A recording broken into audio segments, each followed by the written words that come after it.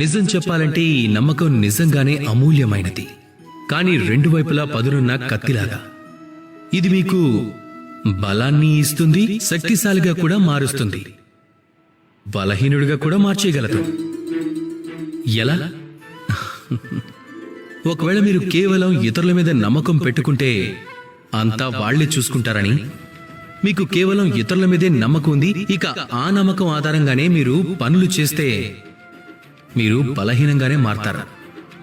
ఒకవేళ ఇదే నమ్మకం మీ మీదే ఉన్నట్టయితే గనుక ఏది ఏమైనా సరే నేను నన్ను చూసుకోగలనని, నేను దారిని వెతుక్కోగలనని, కష్టాలను ఎదుర్కోగలను అని, అలాగే జీవితంలో ముందుకు సాగగలనని, అప్పుడు ఈ నమ్మకం మీకు బలాన్నిస్తుంది. ఇక నిర్ణయం మీదే. మీరు ఏం కోరుకుంటున్నారు?